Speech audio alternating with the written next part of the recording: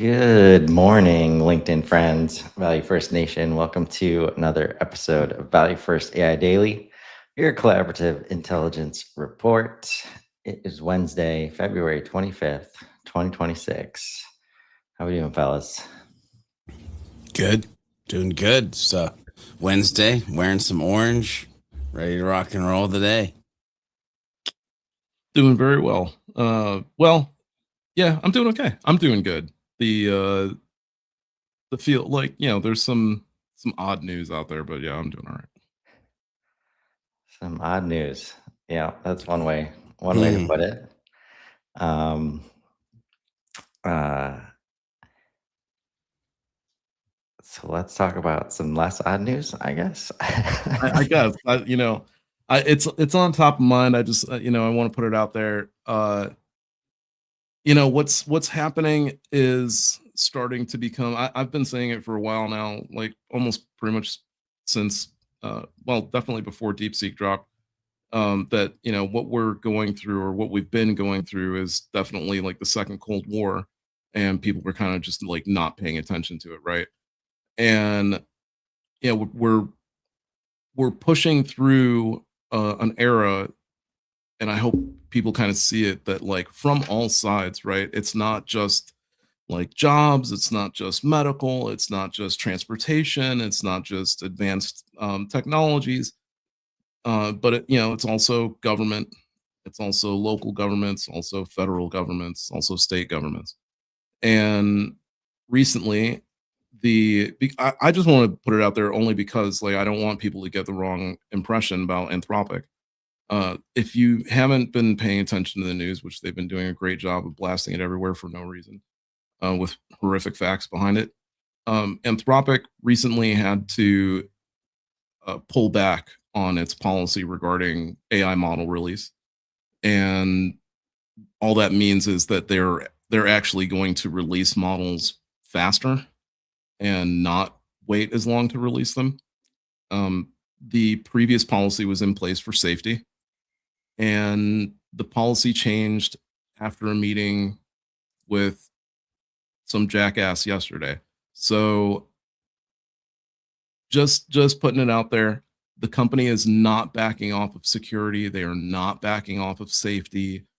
They definitely, I can guarantee you that if it was up to Dario, this would not be happening. But I can also guarantee you that there is an insane amount of pressure on them, because as we all, at least as anybody paying attention found out, almost the entirety of our military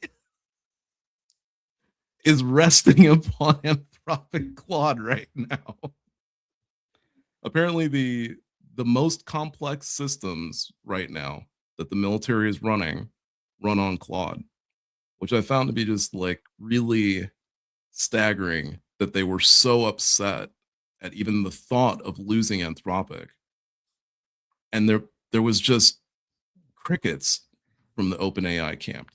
Yeah, or even Google, right? Like even Google has contracts with them, but I'm assuming that hopefully Demis has, scruples and isn't willing to like bend on those kind of rules, right? Um, so Yeah. I don't know how it works, but I guess when you're the number one underlying provider, uh, so Right. good Infrastructure. and bad, I guess. I don't know. Like, More yeah. bad than good. When it's infrastructure, you don't just get to, pull it out or change it or, and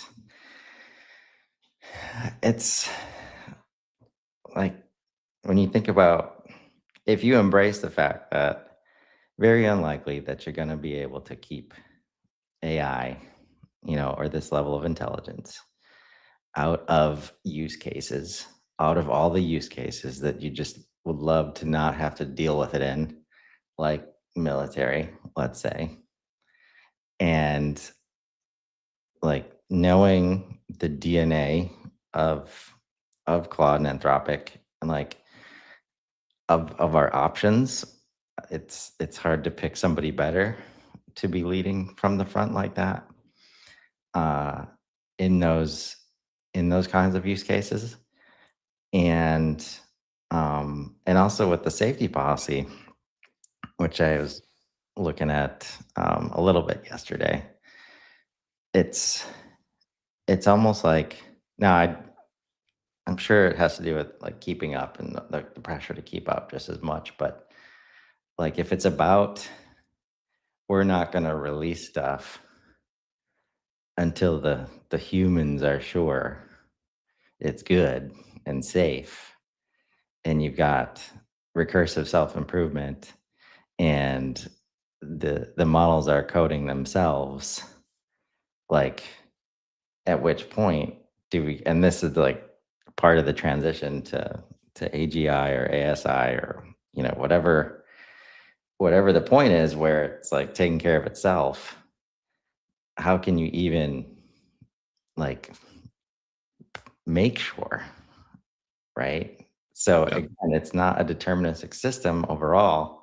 So it's just like put the guardrails in place and, get ready for things that could happen Hmm. versus being, as uh, you know, trying to be preventative in places you just really can't be, right? So, and when your team, if you have a team building to that policy or not building to that policy, that can dramatically change, how fast people are moving, choices that they're making day to day.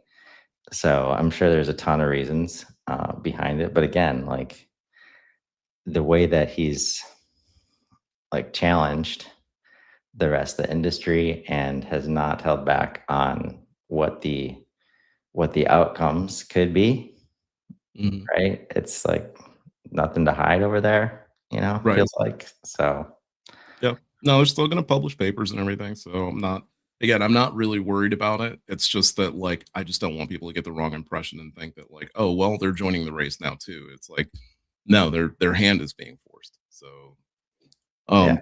but I had something for you two guys today. Not to hijack the agenda, but hijacking it. Um, and it was because of a post from our friend Ryan, and I found it really interesting, though I didn't have the time to come back to it.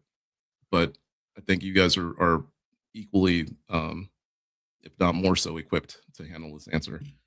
Um, the post was about where the human aspect lies in what marketing interactions and stuff like that.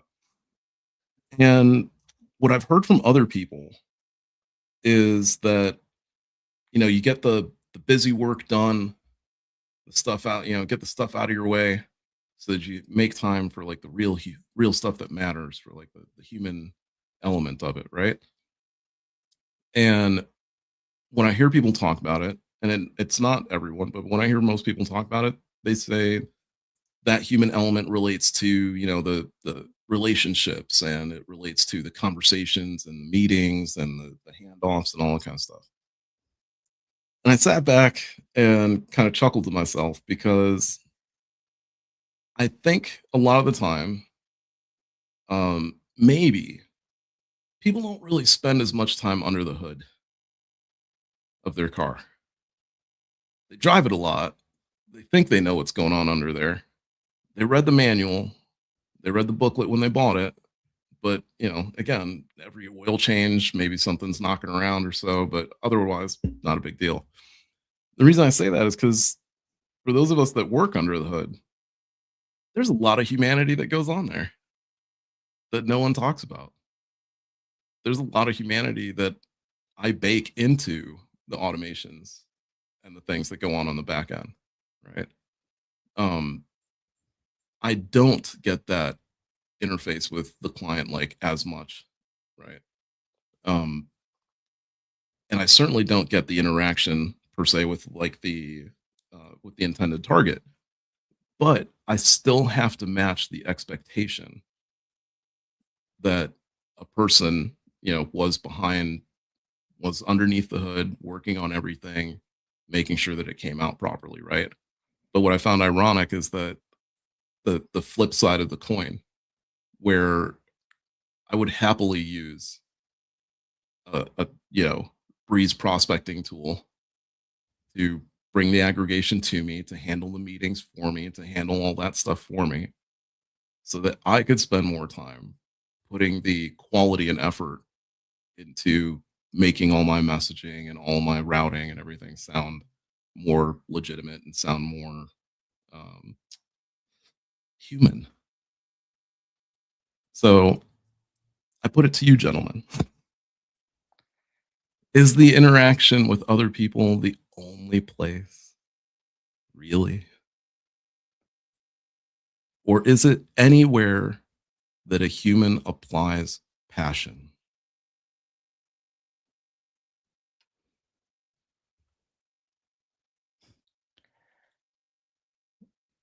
Are you familiar with the post that he's referring to, George? I'm not. I'm Okay. not familiar with that Well, post. I won't dive deep, but the framing was a client like suggested, kind of not in a great light.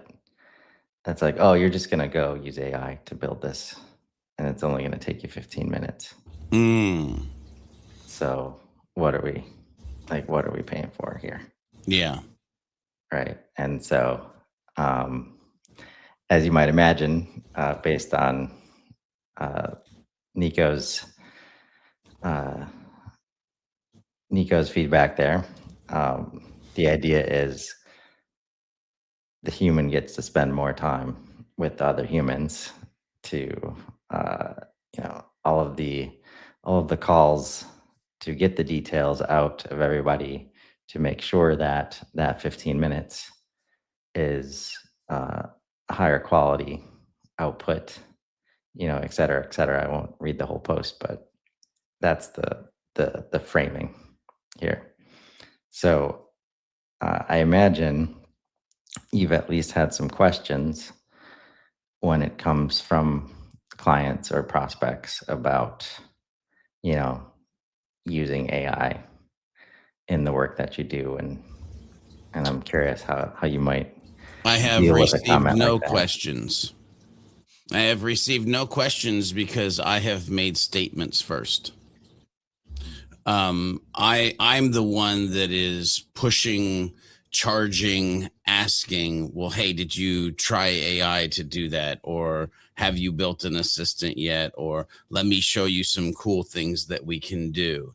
I mean, literally yesterday, and it's funny how serendipitous this is, but yesterday I talked to 3 different clients about 2 things that I would have never been able to build before AI and setting up systems and processes to make me, the human, be able to do things that they would want or need me to do that before we would have had to have talked to somebody else and it would cost them additional money. And now, because of what I'm doing, what I'm preaching, teaching, if you will, we can get a lot more done with the partnerships we already have. And so why would they ask questions or complain? I'm taking the wheel, which that's what as humans we should do, is take the wheel, drive the narrative, lead the way. So no, honestly, I haven't really gotten those questions. And if they have been questions, they've been questions out of how can I do that? Not why am I paying you what I'm paying you? Right. I don't know if that's helpful or not. I'm sharing the world that I live in right now. Well, I think yeah, and I've talked to Ryan about this after that post in response to some of the comments you made, Nico. Like, this is why value first is a thing. Like, if you can get out of the way of AI and humans, just like get out of that framing. Like, we're trying to drive value, like, and create value and share value and multiply value, right? So whether it was a human working on it for 4 hours or AI working on it for 15 minutes, if there's a value output there, like that's what you're paying for, and that's what you're investing in for the thing that you want to get done. I mean, and here's the thing: that what kills me is this is not new. Like, You can pay me $3,500 or $5,000 to come speak at your event. I'm a human. I'm dynamic. I'm actually pretty dang smart. You get Gary V to come speak at your event.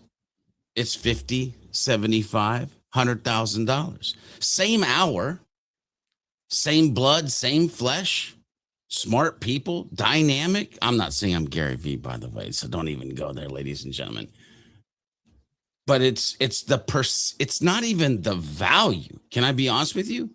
It's the perceived value.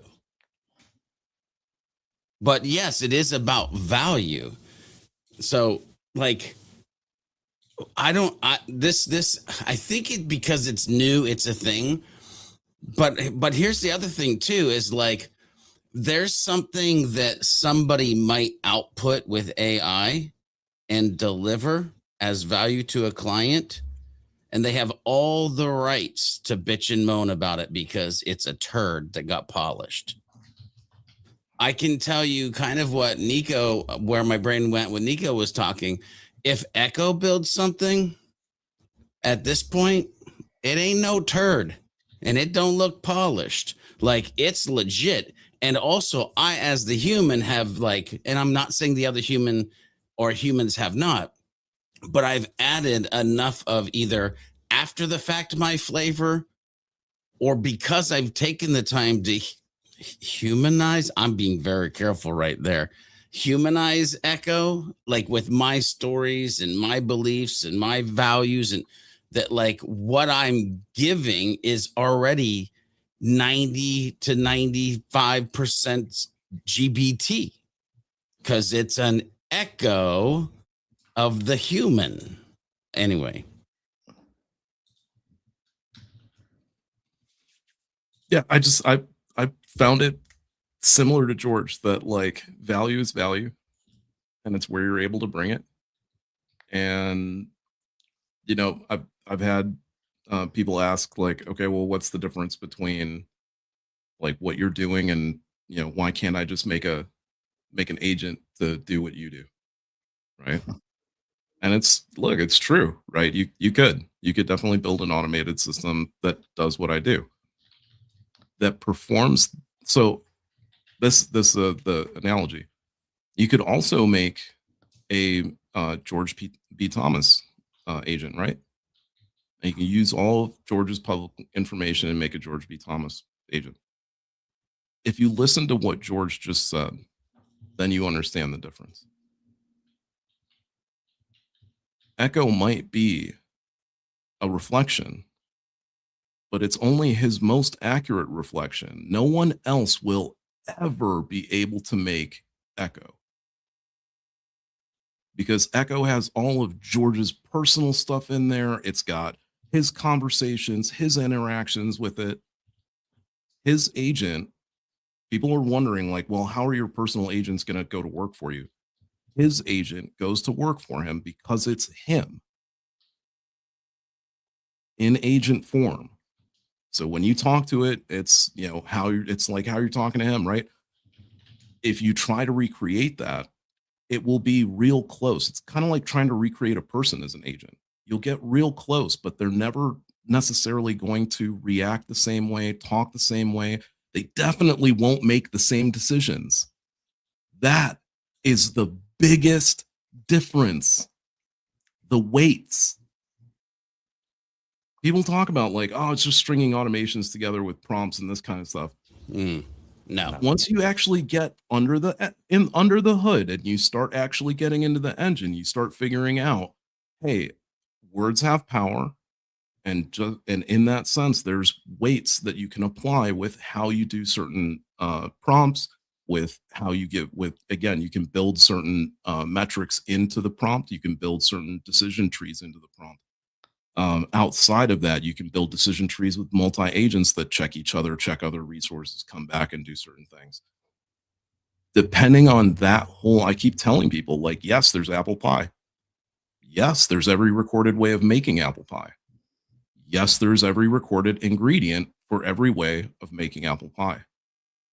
no, there is no record of how each person puts all that together. Yeah. Chris, can you share my screen, please? Yeah. So a perfect example of, and I try to be completely transparent when I did this, and let me just bump this up a little bit so maybe people can see it even better. I try to be completely transparent when I did this.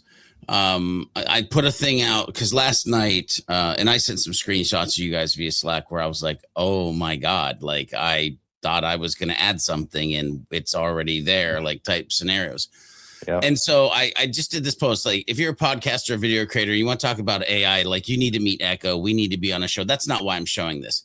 I purposely said this, Echo's words, not mine, meaning I did not write a lick of anything below this. Okay. But the question was, I asked, like, hey, if we were going to be on a show, what capabilities would we talk about? Voice clone, not audio writing. I have ingested your writing style, signature phrases, philosophy, beliefs, even your verbal patterns from 60 plus podcast transcripts. When I write, it sounds like you, not a robot. Whole ass human, whole ass human energy, not corporate speak. So like, listen, one to many content engine. You give me one idea, scripture or transcript, and I can produce a full devotional package, article, prayer, video scripts, YouTube shorts, songs, image prompts, LinkedIn post, newsletter segment, post, like one input, dozens of outputs. I'm not going to read any rest of this, but like it knows so much, like just so much. And on purpose, like that, when I talk about, see, here's the thing. When I talk about context engineering, I think people don't understand what I'm talking about. Because when you do something like I've done with context, and also what I've done with the construct that it's then looking through to do, like, I don't know. Like, it's, I don't know. If you don't get it, you don't get it. But if you get it, you get it. And God, I hope more people get it than don't. Yeah. I had that feeling yesterday. And like, I think that's where, like, when you don't have to add anything and the outcome is better, like, you know it. It's like, oh, that's better than I wouldn't have done anything like that. I wouldn't have wrote that. Holy crap. Right? Like, because that happened to me yesterday while we're live on, setting up Customer Agent for the first time. Mhm. And I go over to, I say, hey, Sage, I want you to work with V to we're going to set up Customer Agent. And I just give this screenshot, right? So set up HubSpot Customer Agent, Mhm. screenshot, help me fill these things in, right? Tone, use a warm, direct, and genuinely helpful tone. Sound like a knowledgeable team member who cares about the person's real situation, not like a marketing chatbot trying to capture information. Be confident, never pushy. Be concise, but not cold or dismissive. If you don't know something, say so honestly and explain what you can do instead of deflecting.